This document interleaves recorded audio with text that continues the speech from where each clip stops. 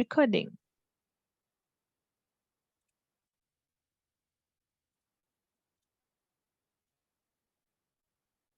1, 2, 3. Can you see my screen? Yes, thank you. Yes, we can see. Yeah, thanks everyone. Thank you guys for inviting us over. Second time in a row. We're given a little bit of training on how to use our tools. Last year we were showing Disaster Ninja, and it was version 1. This year we are presenting version 2, which is completely different, but the same in the heart. And yeah, and I hope that it will be useful for you in your future, in your career of disaster management. So basically, who are Kontur and what's Disaster Ninja? So Kontur is a product company specialized in disaster management and geospatial information. Our solutions include data sets and products that are used in emergencies. We help our customers to track events in real time, estimate risks and impact, and get notified about changes in the course of events. Kontur has development offices all over the world. We have offices in Belarus, Poland, United States, and multiple people all over the world. I'm currently in Batumi, Georgia. So we've been working with disaster management organizations for around 20 years. We gained some experience, some expertise, and we began to create our own solutions, raising situational awareness during and in preparation for critical events. So, hi, that's me on the slide. I'm head of product at Kontur. My name is Darafei Pragaskolski. I'm with OpenStreetMap community since 2008. I'm a committer in PostGIS, so my background is geospatial databases. Don't be afraid to reach out to me if you have any questions on geospatial databases or something like that. Here's my Twitter and Telegram if you want to reach out to me directly. And yeah, my time zone is pretty close to yours since you joined this session. Today we are having a workshop. As I mentioned in the start, we are having this workshop 2 times today for different time zones. So it will be introduction to Disaster Ninja. It will start with the history of Disaster Ninja, how we decided to create it. Then there would be an overview of key components like population density dataset, event feed, Bivariate analytics, and data quality reports. There would be a small optional home task for those who are willing to do something and get it reviewed by me today. And then we will have a questions and answers session, which would where you can ask anything, and hopefully I can answer it. I hope this works for everyone. Yeah, so a little bit about how it started. So here is a screenshot of Disaster Ninja, and how it started for us and for HOT is that in the middle of 2019, we observed how HOT was making the size up after an earthquake in South America. And we found out that some components of that size up could be assisted with automation.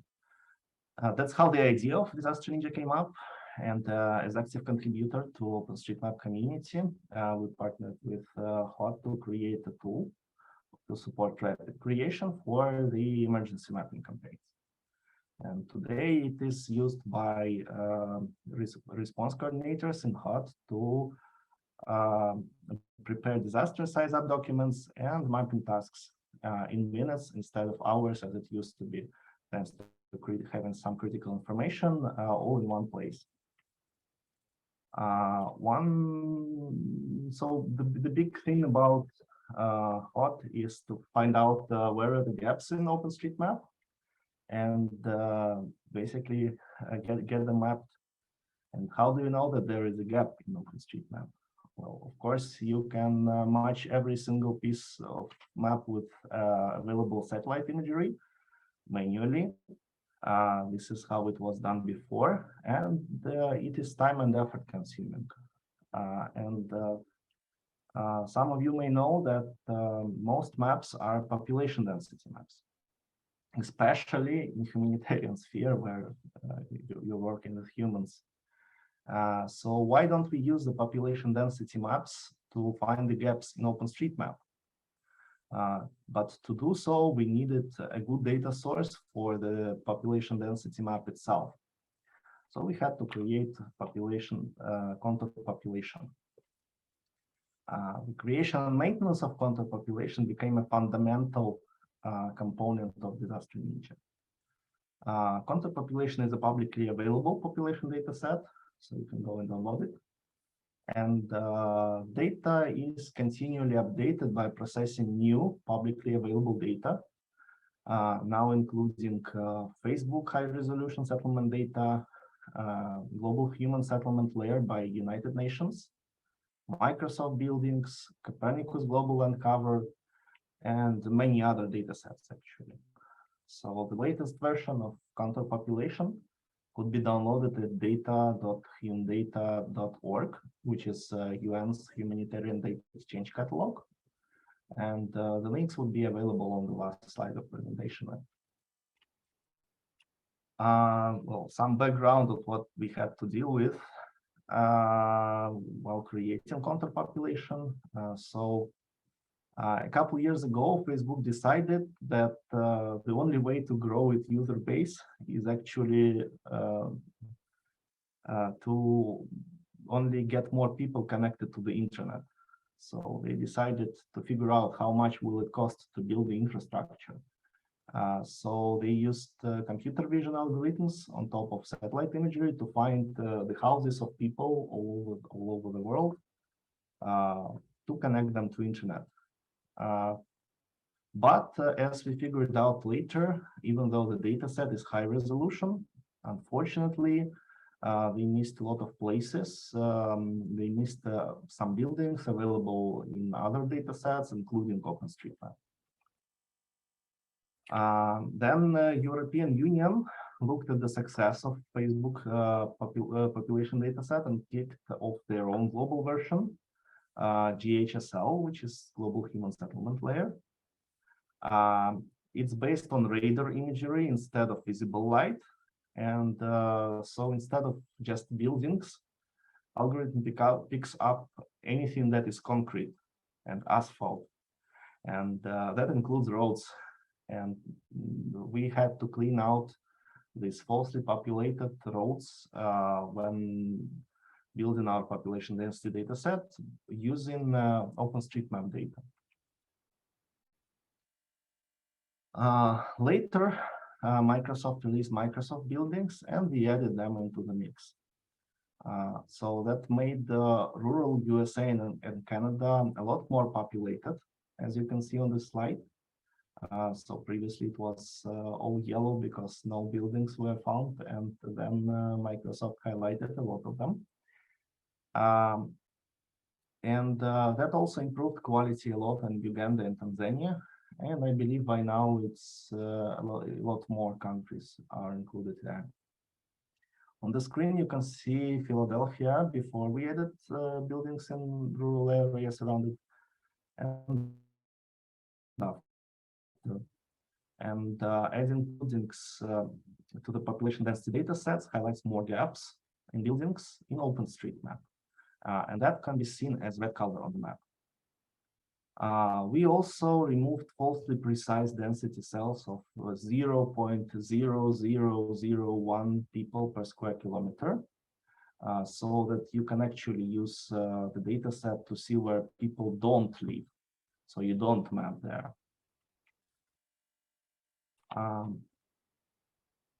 So here's the interface of Disaster Ninja.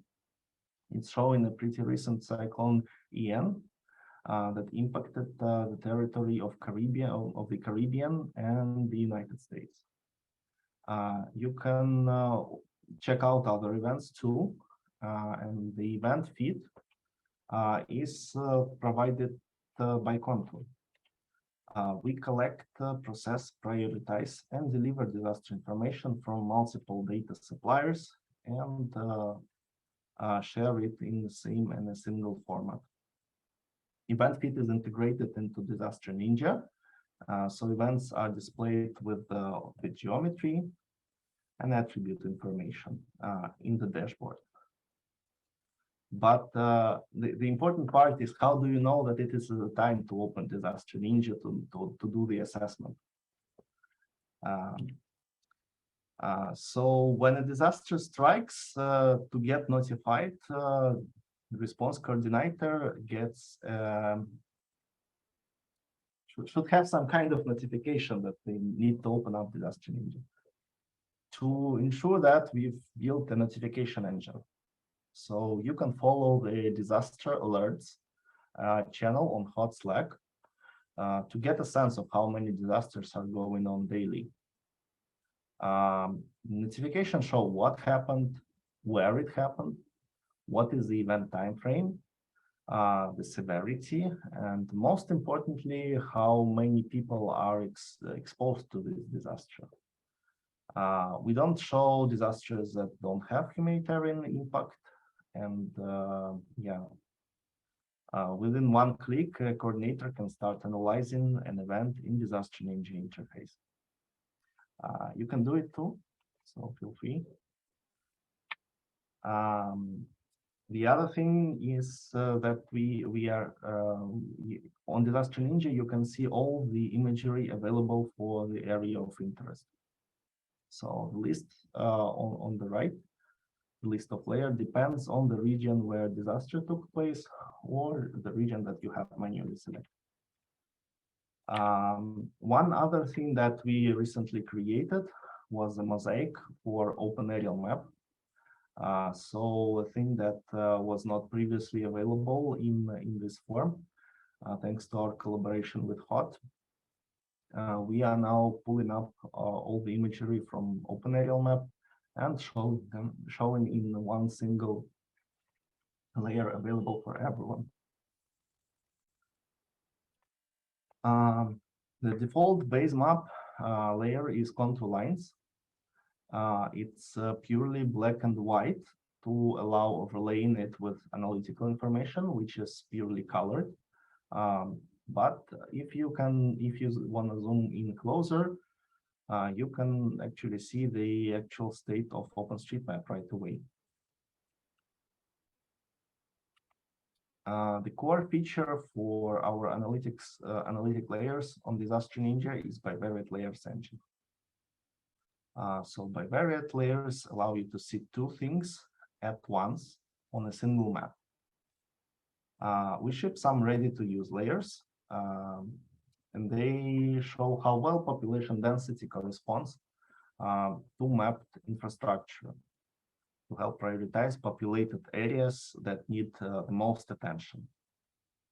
They help mappers to determine how recent OpenStreetMap data is in a given area and identify areas that when there is a mismatch between population density and expected feature density. So on a screenshot, you can see OpenStreetMap quantity layer, and it shows the relative distribution of population of OpenStreetMap objects and population density. The red areas attention to places with lower than expected OpenStreetMap coverage. So the red spots are the spots that have a lot of people in the population data set, but don't really have anything mapped. And the green areas are the areas where something was mapped.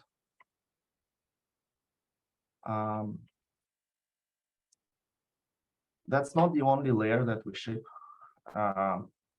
There are also OpenStreetMap building quantity and road completeness layers. So buildings and roads are critical data during disaster response because you need to know where buildings are to know where the people are, and you need to know where the roads are and to deliver help to those in needs. So these are typically the priority during the creation of mapping task by hot activators. There are some places like Thailand or like Uganda and Rwanda, as on the screenshot, that have significant difference between building and OpenStreetMap and road coverage in OpenStreetMap. So using just the previous OpenStreetMap quantity layer would not be enough to figure out which kind of feature we need to map.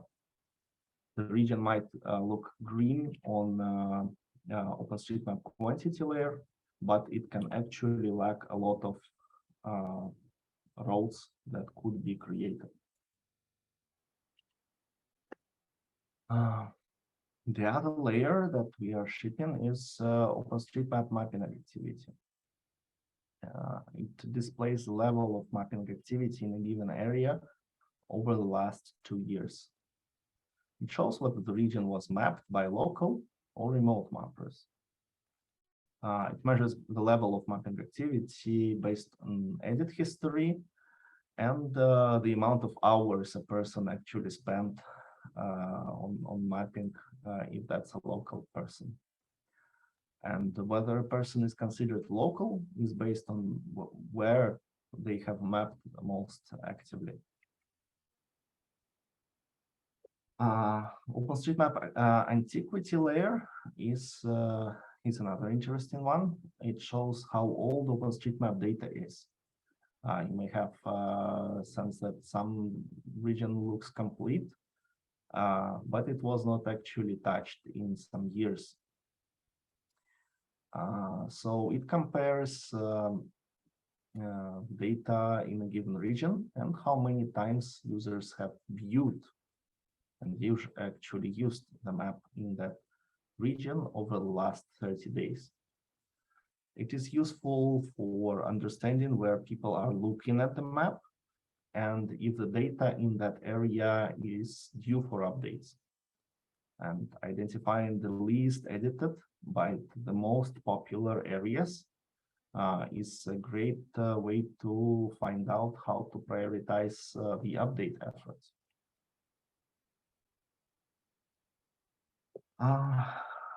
We're not only working on the map completeness, we're also providing different kind of services. And fire service scarcity risk is one of our newer layers in the disaster preparedness at the city scale. It shows how much of population has access to emergency fire services. We also have similar layers with distances to hospitals and other amenities internally. So yeah, if you're interested, write to us and we'll figure something out. But to quickly build such layers, we had to create an insights engine. One of the tools of the engine is the Bivariate correlation matrix. It lets you pick 2 different indicators and show them on the map and find out if they are statistically related. This is one of our commercial features actually, and we will be happy to provide it to the participants of the workshop who will cope with the home task. The urban core and settled periphery layers are kind of different kinds of layers. Urban core is a layer that highlights the most densely populated areas affected by disaster. And the settled periphery is adding to that, shows the more spread out population areas. You can download these shapes as GeoJSON files to do further analysis, or to just go and create the tasks in the tasking manager right away. So on this screen, you can see the orange areas. These are the most populated areas. And this is a urban core of this region. And the green areas are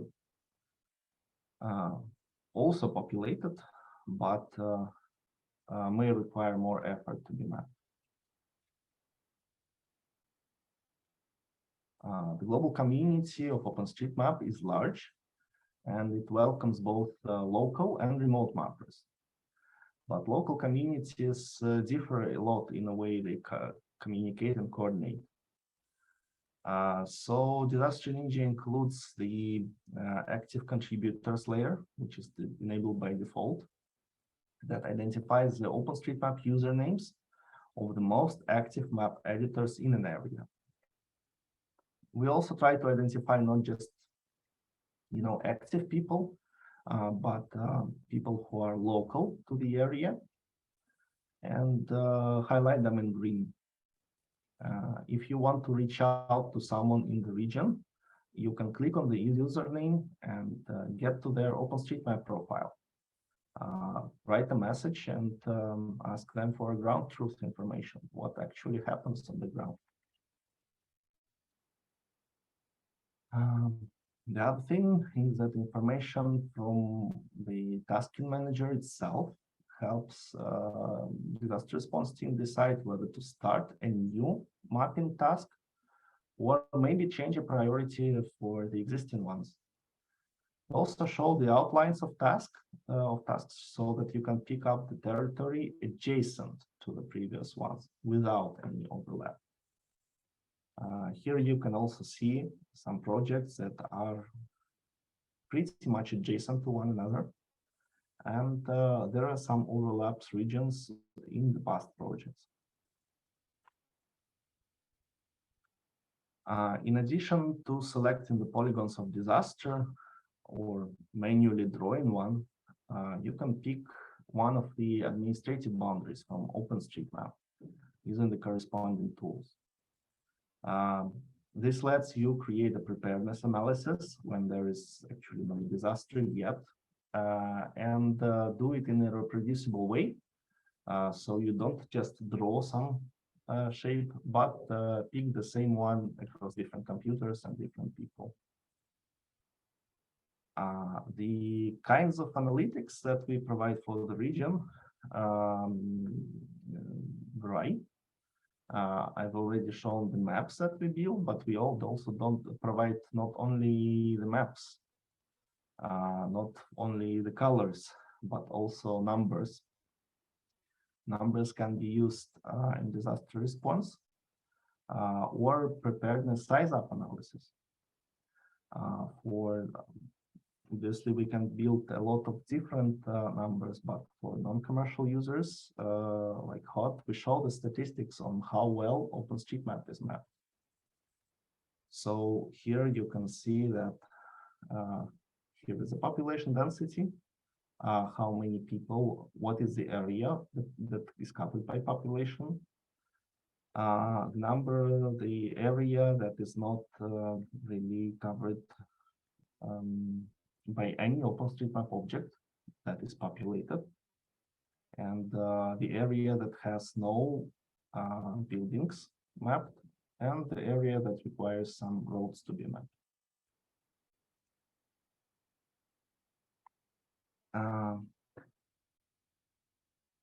For our customers, we are also able to show a lot more statistical information using our Insights engine, including the satellite imagery direct statistics and the recent disaster data. So to build our core data sets like population density, we also need to take care of the data sets in OpenStreetMap. We need to make sure that the population tag is properly filled in and that it does not contradict between different administrative levels, and that the administrative unit outlines in OpenStreetMap are not worse than in other open data sets. To ensure that, we maintain this information in OpenStreetMap ourselves, but we also publish it in form of reports so that you can also join the fun of maintenance of this. Reports look like tables, and all of them have some column that has a button to open up your favorite OpenStreetMap editor. And I hope that's awesome for you. So I would say that's the core part of the presentation. Now the practical part.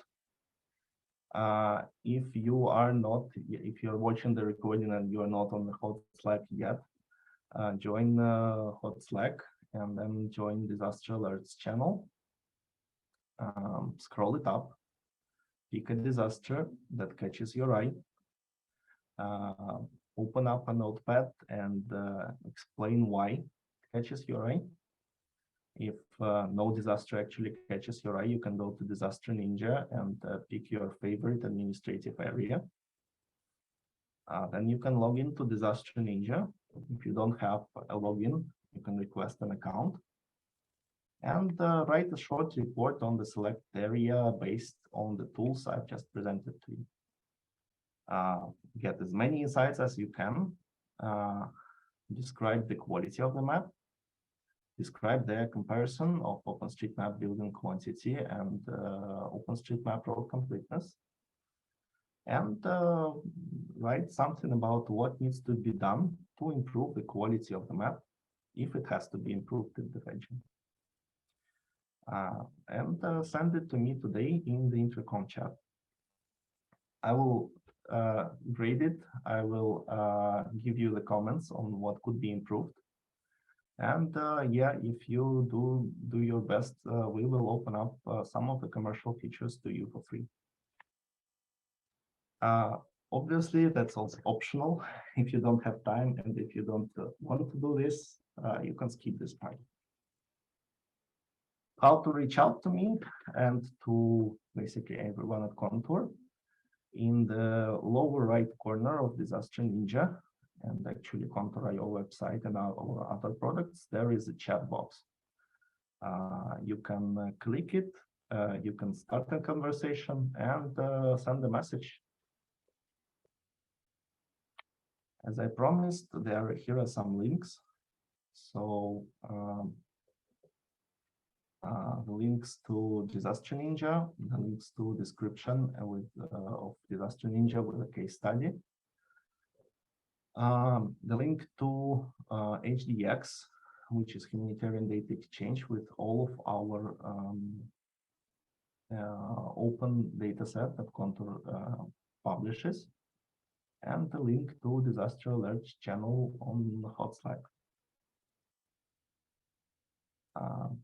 So thanks for listening. Now I'm open to answering any of your questions if you have any. Awesome. We have two so far in the chat. Samson is asking, are the populations based on OSM mapped buildings or they are local population figures?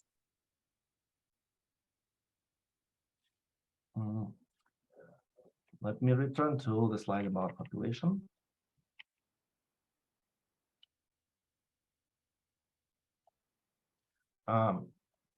So the population density data set as we build it is actually comprised of several different data sets. So if you look at Facebook high resolution settlement data, this is based on buildings that are available that could be seen by AI on satellite imagery.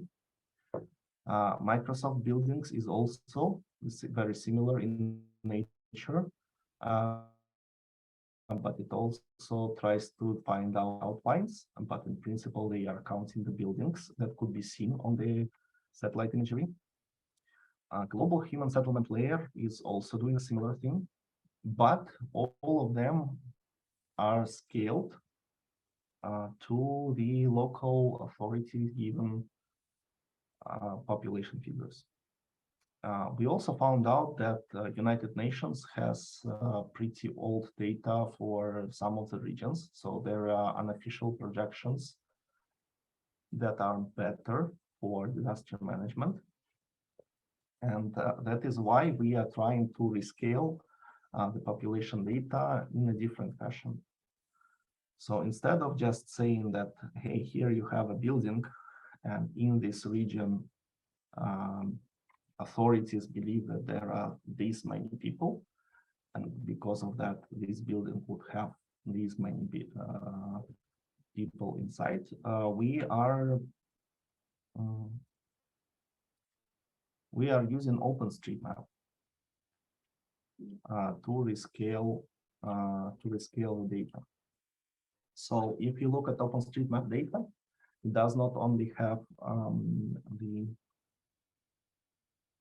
the location data, the outlines of the buildings themselves, but also it has administrative boundaries. And administrative boundaries are the units where by which the population density data is usually published. So on each administrative boundary, you can fill in population tag, and if it's filled in correctly, if it is not filled in inconsistent fashion, when you sum up all the population of all the cities and it's bigger than the population of the country or something like that, we will actually pick it up and rescale according to it. So yes, it's a combination of both. Awesome. Thank you so much for that. Another question from Derek is saying, is Disaster Ninja accessible to everyone? Yes, you can actually do this right now in your browser. So you can open up disaster.ninja, and you will see the actual application on your screen with all the disasters and everything. If you are willing to get access to like professional parts of the tools, then those are only available under login. Also with some commercial data sets are not available and some private ones are not. What is publicly available is enough for to actually do and activate the local community to create the map of some region. Awesome. Another question from Gorak. Would you mind telling us what does commercial features actually mean?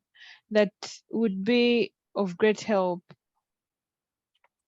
Sure. So I've already given the presentation of some of them. So like with the bivariate layers that we are showing, you can see that each of the bivariate layers shows those two layers at the same time, and the thing that is available to publicly is the some of the presets that we manually constructed, that we decided that are useful for people to be working on OpenStreetMap quantity or OpenStreetMap density and disaster activation and disaster response. There are also some layers that are don't yet look as good, like fire service scarcity. So to create more fires, to create a better layer that represents the availability of fire services to people, you need to actually map a lot of fire stations and whether they are working and how many fire trucks they have. To do so, you have to have some data set of that, and these data sets are, well, the global one, OpenStreetMap, is open, but it's not complete yet. If a government of some country wants to do the analysis on their closed one, we are able to do this using our bivariate toolset. So the correlation matrix that lets you pick up the data set is currently not public. It's public in the sense we're not hiding the existence. The thing is just computationally intensive to be open for everyone. The other thing is the analytics layers. So obviously for each layer, you can get more analytics than just population, buildings, and everything. If you have the density of your fire stations, you can find out the response time of the fire station in a given region. This is also not available by default, but it's available as part of our advanced analytics. And obviously, if you have an idea that something could be done with all this data, feel free to drop it into the chat, and we'll try to build it.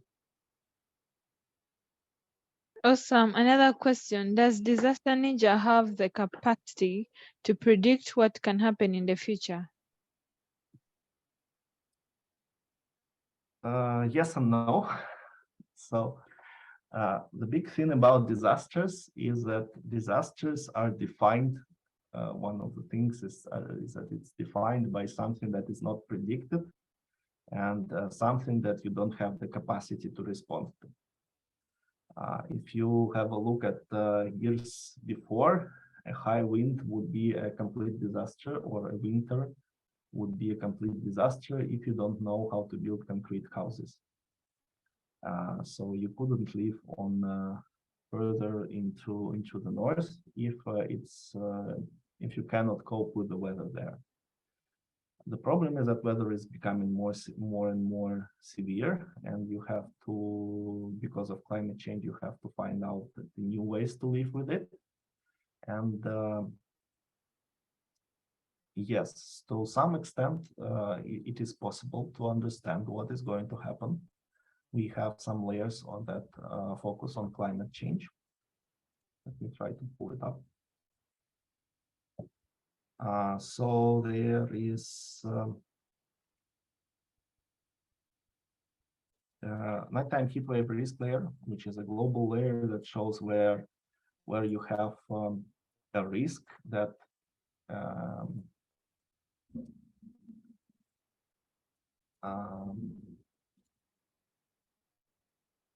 where you have a lot of people, and these people are exposed to high temperatures at night. So these are the regions where you have to have an air conditioner to live well. We understand that climate is changing and global warming is happening, and because of that, the areas would grow. And we can analyze that and see that already. But to predict how people are going to respond to that, and whether we are able to, whether it would happen by year 2030 or year 2050 or in more details, that is not yet in capacity.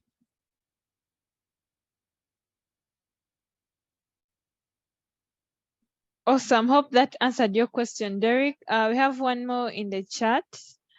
Actually, two. Another one is, I would like to ask whether there is a plan maybe to ease access of OSM contributors to Disaster Ninja, where login options, the account would be connected to the site or to an app.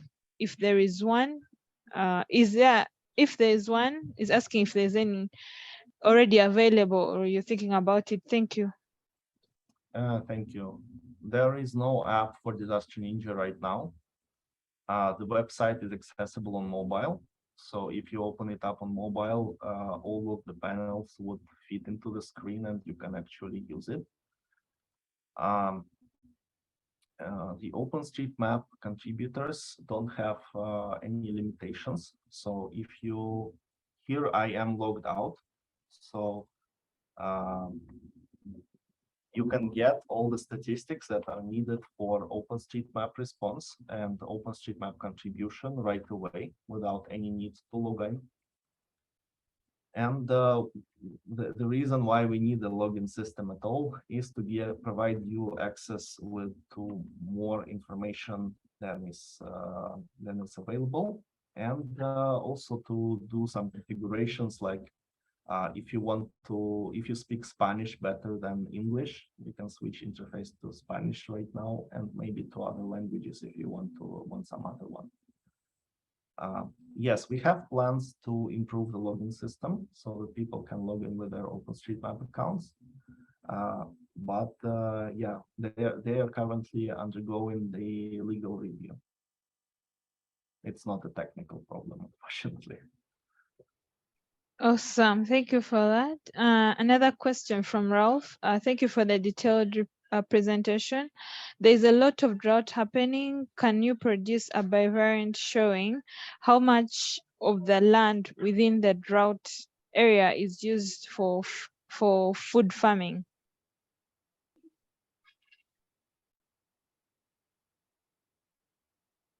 That's an excellent question. I think such layer could be produced, but the problem, as usual, is to create the input data.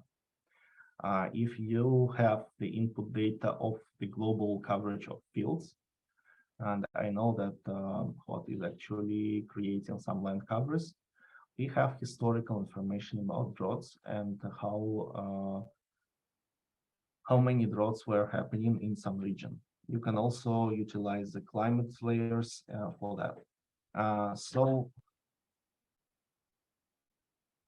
Yes, such layer could be produced.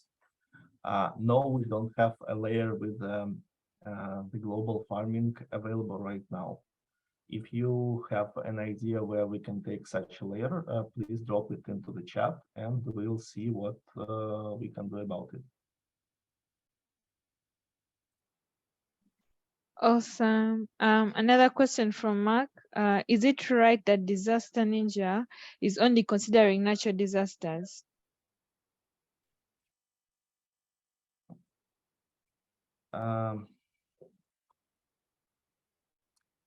Not really.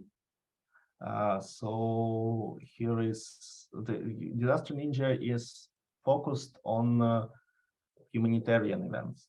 So if there is a war and if there is a crisis in Ukraine, which is, as I believe, is currently the hugest man-made crisis, you can get statistics on that too, and you can get an understanding what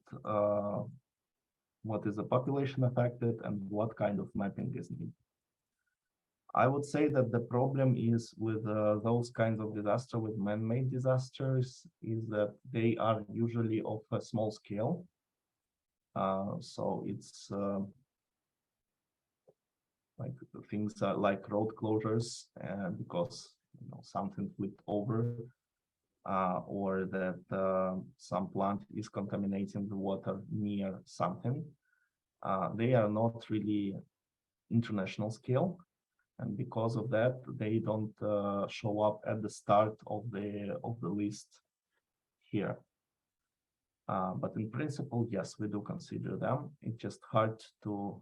I don't think HOT actually responds to these kinds of disasters yet. Okay, hope that answers your question, Mark.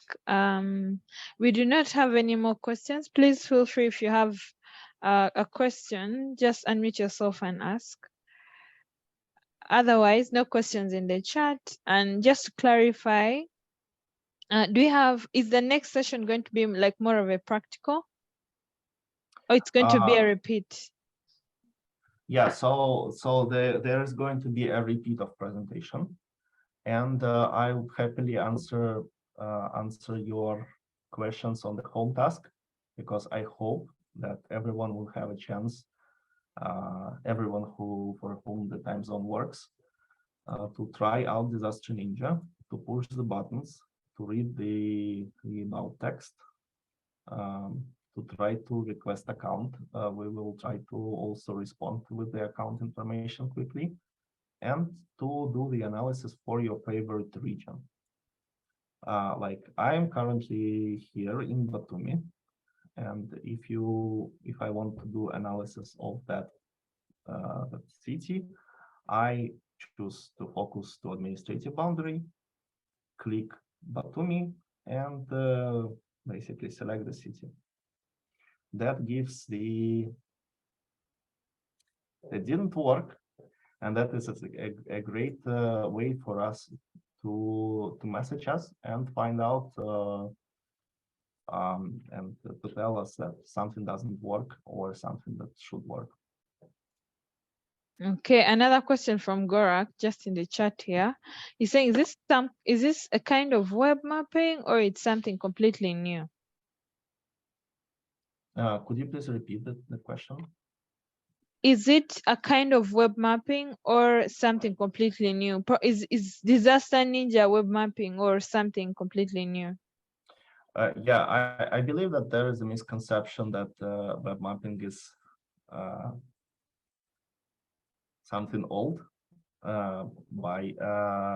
Yes, this is a website. So as a website, it is web mapping. And the kinds of analysis that you can find there are, we are trying to collect data in a single web map. All the kinds of data that you need for disaster response. It is web map, but yeah, if you can elaborate that, I will be happy to respond further. Awesome. Gorak, are you able to unmute yourself and ask?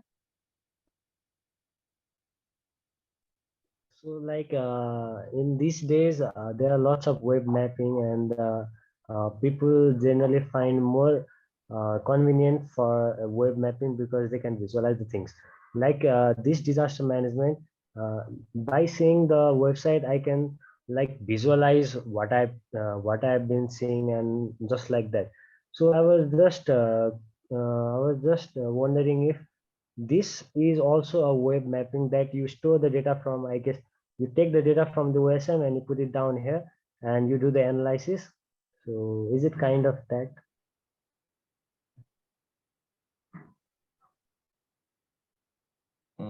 Yes. Short answer is yes. The technical answer is the word simple is not correct. Yeah. There is a lot of analysis that comes into processing the data. If you would try to do this yourself on some other platform, like Carto or Mapbox, you may find out that first of all, you cannot just upload 50 gigabyte OpenStreetMap dump into the web mapping platforms usually. And that usually stops all the activities that need to happen. And the other thing is that there is no tools to correlate the data between themselves. So if you want to find out how something relates to something, it would not be possible on usual web mapping platforms.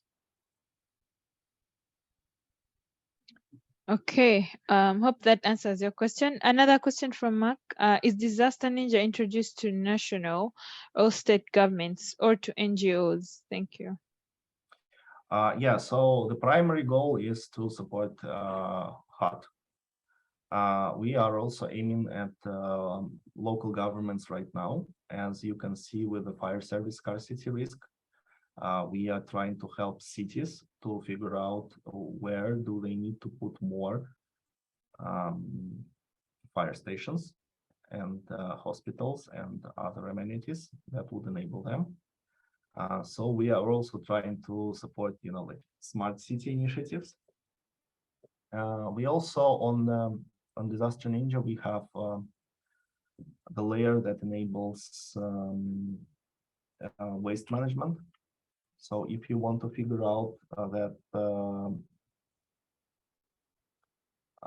the availability for waste containers. So if your city is organized in a way similar to Batumi, where the garbage collection is happening by some trucks coming to pick up the waste containers, you can find whether the waste containers were mapped in OpenStreetMap and whether there are enough waste containers to support certain region to be successful in garbage collection. The problem with that is that, as you can see by the map, no one actually, at this stage of development of OpenStreetMap, people are not yet, not all the houses are yet mapped, and to support activities like local governments and garbage collection and other local, hyper-local use cases, you need to find out how to map such information at a bigger scale. So here is Batumi, a city around me, and we can find out that here are the region that does not have enough waste containers to support garbage collection. So yeah, we are supporting NGOs, we are supporting local governments, we are supporting basically everyone who asks on this capacity. Awesome. A follow-up question. He's just clarifying his question. He's saying examples may be major country or a city or government that utilizes mainly this useful tool. Yeah, so an example would be like the closest to me is Batumi. So Batumi is using it to find out where they need to put more waste containers. And yeah, I would say that's currently it. That's currently the thing I can talk about. Awesome. I think those are the questions so far. Do we have any questions? If you have any question in mind, please unmute yourself and ask.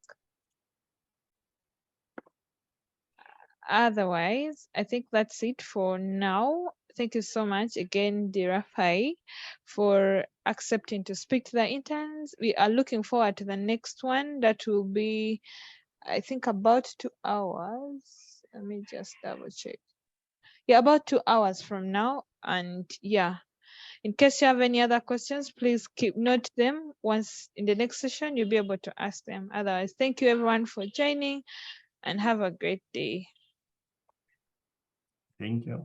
Thank you for inviting, and I'll be happy to, I don't know, friend you on LinkedIn or read your essay in the chat. Awesome. Awesome. Thank you all. Have a nice day. Bye.